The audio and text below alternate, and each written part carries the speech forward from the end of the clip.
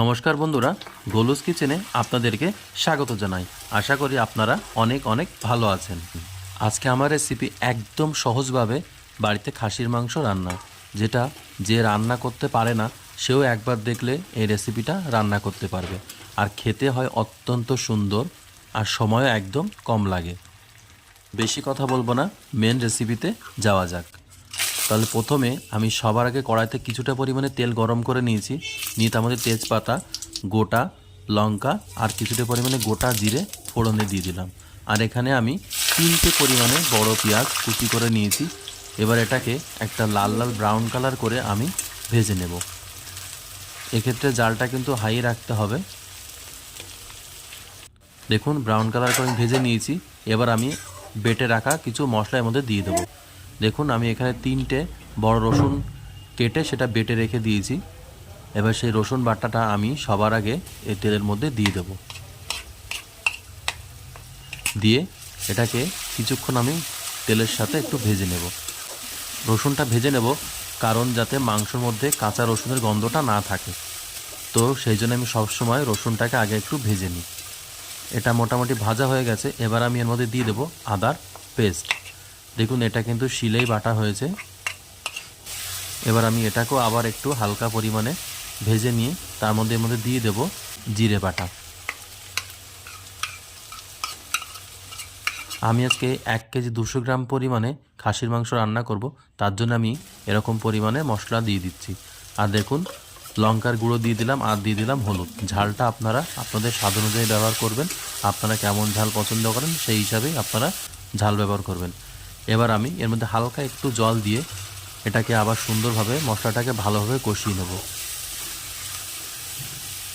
দেখুন কালারটা কিন্তু চেঞ্জ হয়ে গেছে। এটা বেশিক্ষণ না, 4 থেকে 5 মিনিটের মতন কষালেই এটা কিন্তু হয়ে যাবে। দেখুন মশলাটা আমার কষা হয়ে গেছে। এবার আমি এর মধ্যে দিয়ে দেব মাংস। এই মাংসটা আমি আগে থেকে নুন মাখিয়ে প্রায় 80% মতো সেদ্ধ করে নিয়েছি, যাতে আমার রান্না করতে সুবিধা হয়। আর যে জলটা আমি সেদ্ধ করার পরে জলটা রয়ে গেছে সেটা কিন্তু ফেলে দেব না। এখানে অল্প অল্প পরিমাণে জল দেব আর মাংসটা কষিয়ে দেবো। আর সেই জলটা হচ্ছে ওই সেদ্ধ করা জলটা আমি এর মধ্যে ব্যবহার করব। দেখুন আমি এবার মশলার সাথে খুব ভালোভাবে মাংসটা মিশিয়ে নিচ্ছি। 3-4 মিনিট মেশানোর পরে এবার আমি বড় বড় করে কেটে রাখা আলু এর মধ্যে দিয়ে দেবো। আপনারা চাইলে ভেজেও দিতে পারেন। আমি এখানে ভেজে ব্যবহার করিনি, কারণ এমনি দিয়ে দিচ্ছি। দেখুন 4 মিনিট 5 মিনিট পরে রান্না করার পরে কালারটা কিন্তু চেঞ্জ হয়ে যাচ্ছে অনেকটা। এবার আমি যে সেদ্ধ করা জল ছিল সেই অল্প অল্প জল দেবো আর মাংসটা কিন্তু কষিয়ে নেব। মোটামুটি আমি 40 থেকে 45 মিনিট হালকা করে এরকম অল্প অল্প জল দেবো আর মাংসটা কষিয়ে নেবো। আর জালটা কিন্তু একদম কড়া রাখতে হবে এখানে।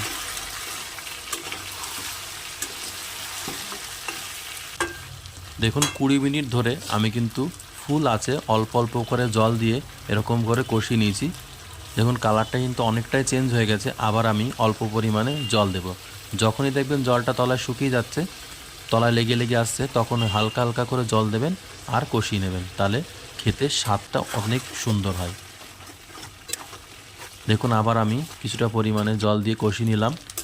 দেখুন আমি অল্প অল্প জল দিয়েছি আর প্রায় 45 থেকে 50 মিনিট মতন খুব ভালোভাবে কষিয়ে নিয়েছি। খাসির মাংসটা যদি কষানো খুব ভালো হয় তাহলে খেতে কিন্তু অনেক ভালো হয়। আর দেখুন কালারটা কিন্তু অনেকটাই চেঞ্জ হয়ে গেছে, পুরো একটা ডার্ক টাইপের কালার চলে এসছে। আর মাংসটা দেখুন সেদ্ধ হয়ে গেছে কত সুন্দরভাবে, হাড়টাও কিন্তু ছাড়িয়ে আসছে। আমার এই ভিডিওটা যদি আপনাদের ভালো লেগে থাকে তাহলে লাইক, কমেন্ট, শেয়ার ও সাবস্ক্রাইব করে আমার পাশে অবশ্যই থাকবেন। আর পাশে থাকা বেল আইকনটি অবশ্যই ক্লিক করে দেবেন। দেখুন মাংস কষা আমার পুরো কমপ্লিট হয়ে গেছে। আর সেদ্ধ করা যে জলটা ছিল বাকিটা আমি দিয়ে দিলাম। দেখুন বাকিটা দিয়ে আমি মোটামুটি 5 থেকে 7 মিনিট মতন আবার একটু হাই হিটে এটাকে ফুটিয়ে নেব।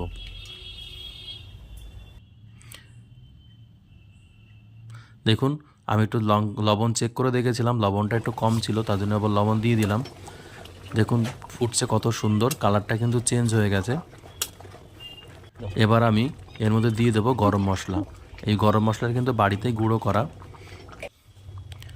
দেখুন গরম মশলা দেওয়ার পরে আমি 3 থেকে 4 মিনিট মতন একটু কম জালে ফুটিয়ে নিয়েছি। আর কত সুন্দর মাংস রান্না হয়ে গেছে।